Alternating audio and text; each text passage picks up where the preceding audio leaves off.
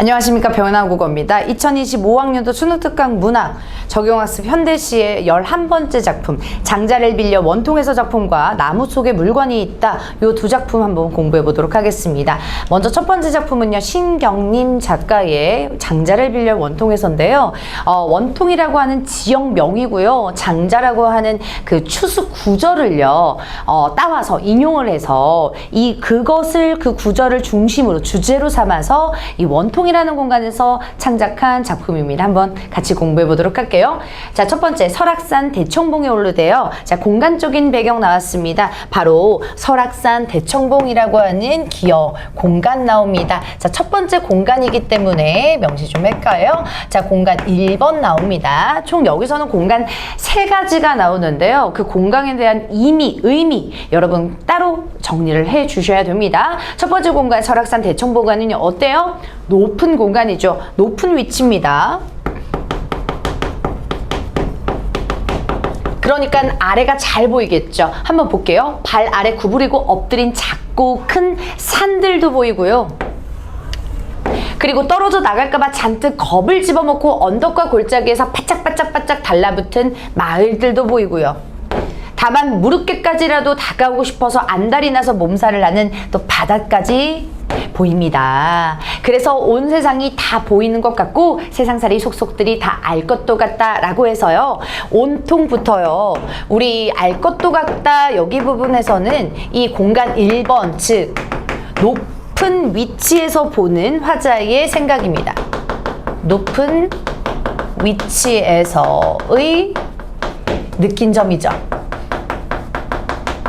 어떻대요? 세상 다 보이는 것 같고요. 속속소리 다 알 것만 같대요. 되게 조금 거만해하고 좀 자신감 있는 태도다. 자만감이다 라고 볼 수가 있겠죠. 나 다 알아 라고 하는 의미. 넘어가기 전에요. 우리 앞부분 공간 1번에서 나타난 전체적인 표현법들이 많죠. 발 아래 구부리고 엎드렸다부터 시작해서요. 겁을 집어먹고 바짝 달라붙고 그리고 여기 다가오고 싶어요. 몸살을 한대요. 여기 부분 같은 경우는 우리 산, 마을, 바다를 사람처럼 표현하네요. 의인 표현법 사용하고 있습니다. 자, 그리고요. 계속 가볼게요. 자, 다 보이는 것 같고 다 알 것도 같은데 두 번째, 그렇다라고 해서 시상이 전환됩니다.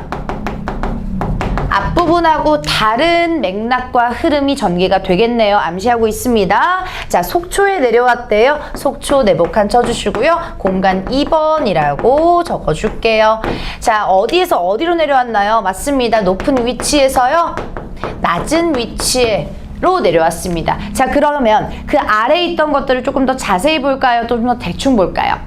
좀 더 꼼꼼히 자세히 볼 수 있는 상황이 되겠죠. 자, 그래서 대상을 자세히 볼 수 있는 공간이다 라고 인식해 주시면 되겠습니다.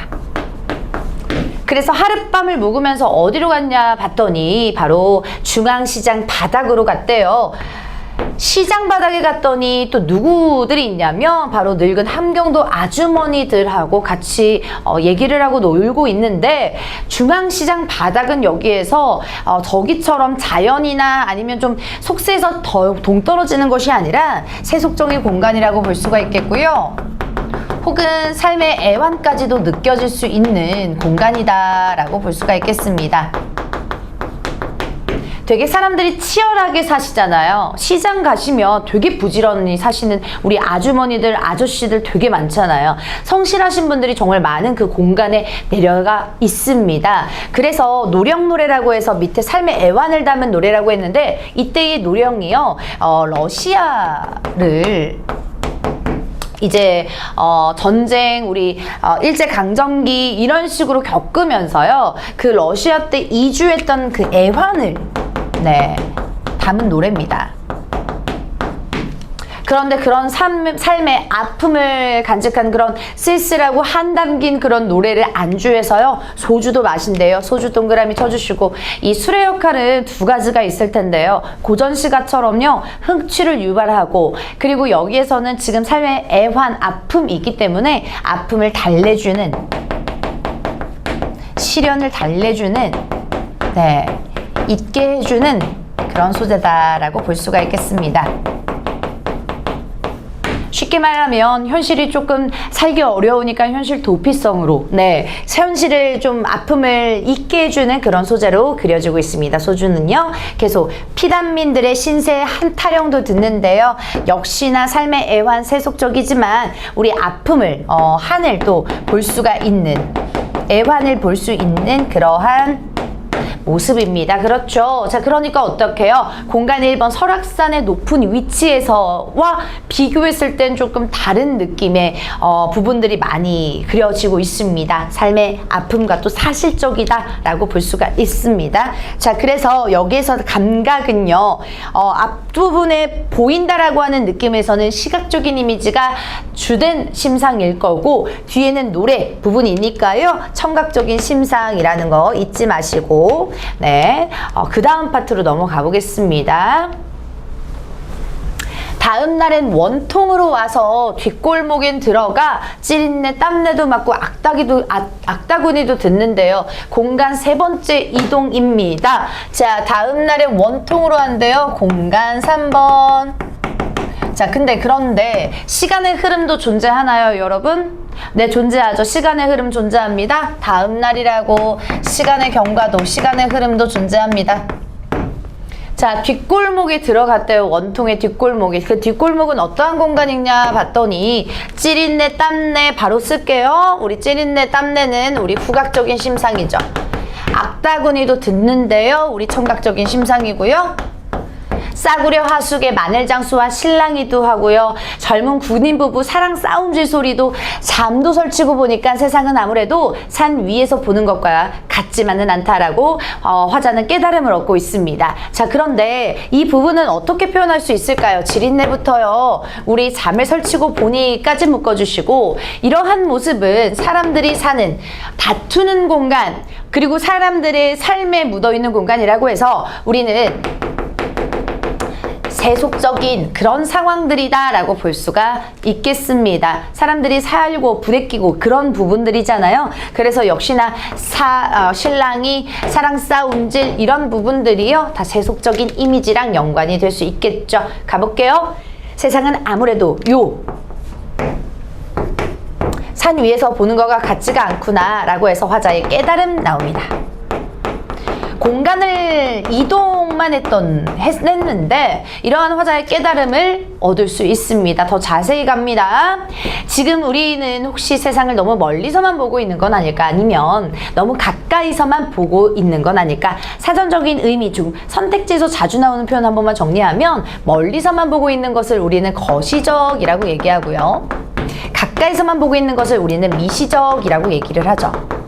그러니까 거시랑 미시 중에요, 무엇바나 선택해야 될까요? 아니면 둘 다 고려를 해야 될까요? 여기 내용을 보니까 둘 다 고려를 해야겠죠. 맞습니다. 화자는요, 이걸 통해서요, 우리는 균형 잡힌 시선이 필요하다 라는 것을 강조하고 있습니다. 깨닫고 있습니다. 자, 그래서 대상이요, 화자 자신 나로만 계속 나오다가 내가 어디 갔다 이렇게 나오다가요, 우리라고 하는 대상으로 나에서 확장돼 가고 있습니다. 이 대상을 확장한 이유가 있을 텐데요. 우리의 삶을 나뿐만 아니라 다 같이 돌아보자 이거죠. 어떤 의도예요? 맞습니다. 돌아본다, 성찰의 의도를 함축하고 있는 표현 맞습니다. 자, 넘어가기 전에요, 우리 표현법 정리 좀 할게요. 우리는 혹시 세상을 뭐뭐 하는 건 아닐까 하면서 반복 혹은 서리를 통해서 자신의 정서 강조하고 있는 거네요. 자, 그래서 화자는요, 공간의 이동을 통해서 이러한 깨달음 얻고 있고, 마지막에 성찰의 의도까지도 마무리하고 있습니다. 자, 작품 정리해 보도록 할게요. 이 시는 설악의 대청봉에서 바라본 세상의 모습하고 소초, 원통에서 바라본 내 모습을 대조를 하고 있습니다. 네, 새 공간이 나오는데 여러분, 굳이 이 분법으로 구분을 한다면 대청봉에서 바라본 모습은 너무너무 평화롭고 내가 다 아는, 내가 자만했던 그러한 부분이라면, 속초나 원톡 같은 경우는요, 어떻게 해요?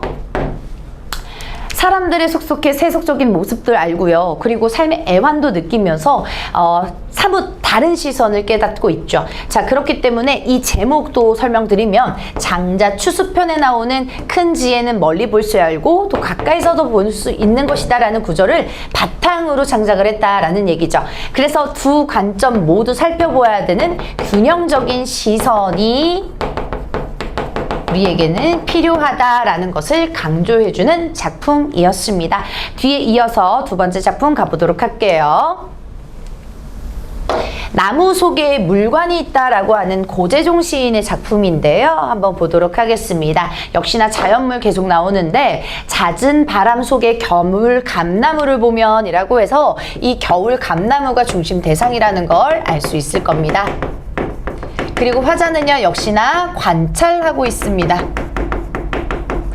그래서 감나무면 되게 탐스럽고 튼튼할 텐데 겨울 감나무래요. 잦은 바람 속이니까 이 감나무 입장에서는 되게 위태위태로운 그러한 바람이겠네요. 그 가지들이요, 어떤 가지들이 있는지 봤더니 가는 것이나부터 묶어줄게요. 가는 것, 그리고 굵은 것, 아예 실가지 아니면 우듬지라고 해서 주석 나와 있지만 끄트머리에 있는 가지. 그래서 이런 부분들이 쭉쭉쭉 가지가 모두 다 나열되고 있습니다. 그렇죠? 자, 근데 이런 가지들이요, 모두 다 어떤 모습이래요? 서로 회방을 놓는 법이 없이 숨결이 닿는 만큼 찬란한 허공을 끌어안는다라고 표현을 하기 때문에 여기서는 서로 분수를 지키고 있는 모습을 보여주고 있죠. 그래서 각자의 본분을 지킨다. 서로 방해하거나 그러한 부분들, 욕심도 없고요. 자기가 하는 그대로 묵묵히 하고 있는 모습을 보여주고 있습니다. 자, 그래서 찬란한 허공을 끌어안고요. 바르르 떨거나 서운거리거나 건들대거나 휙휙 후리거나 제깍약껏 한 세상을 흔들거린대요. 자, 그러니까는 바람에 흔들리는 가지의 모습을 비유하고 있습니다. 넘어가기 전에 역시나 표현법 좀 정리 좀 할게요. 가지의 종류 열거하고 있죠, 나열. 그리고 숨결이 닿는다 라고 표현을 하고 있고요. 그리고 허공을 끌어안는다, 전체적인 의인법 사용하고 있습니다. 바르르 떤다, 바르르는요, 우리 떠는 모양이기 때문에 음성상징어 중에서 의태어라고 볼 수가 있겠고요.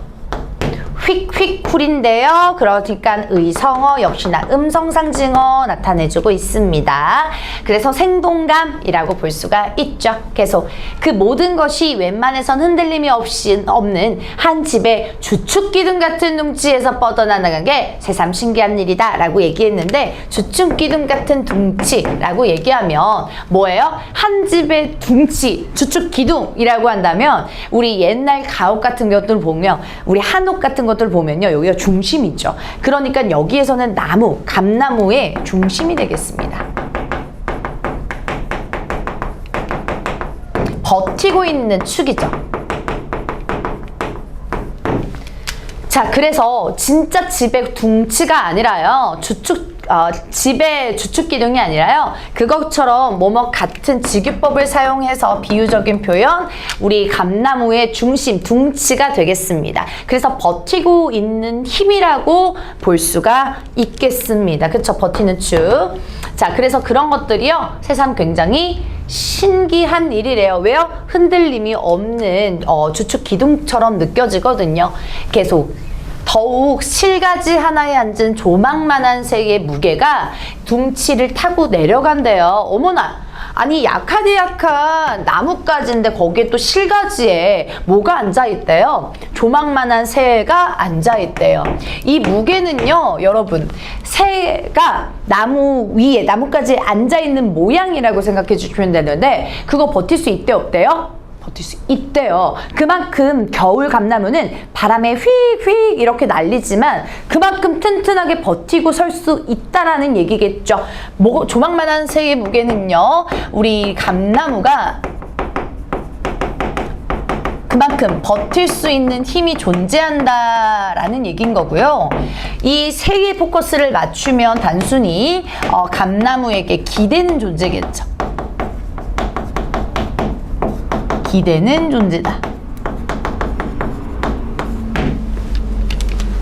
그래서 감나무가 버틸 수 있는 힘이 존재한다라는 것을 보여줄 수 있고요. 가볼게요. 칠흙 땅속에 그중 깊이 뻗은 실뿌리의 흑삿에게까지 미쳤대요. 자, 우선 여기 칠흙 땅속이라고 하는 것은 바로 그 뿌리겠죠. 자, 그래서 이 뿌리가 숨져 있는 이 출발지가 되겠습니다. 힘의 근원이겠죠. 그 중에서 실뿌리의 흑사까지 미쳐요. 화살표 가볼게요. 그 무게를 견딜 힘을 다시 어디에요? 우둔지까지. 우둔지는 나와 있듯이 끄트머리인데요. 그 끝 꼭대기까지, 꼭대기까지 올려보내는 땅의 땅심 배려다라고 표현을 하고 있어요. 그만큼 감나무는요, 이 거꾸로 올라가는 중력을 거스려는 오르는 힘까지 힘의 중요성 을 강조해주고 있습니다. 산 가지는 어느 것 하나라도 어떤 대바람에 꺾이지 않는 당참을 보여준다. 그 대바람은 시련과 고난일 텐데 거기에서 꺾이지 않는 의지, 힘참 이런 것들을 보여주고 있습니다. 자, 그 다음에요.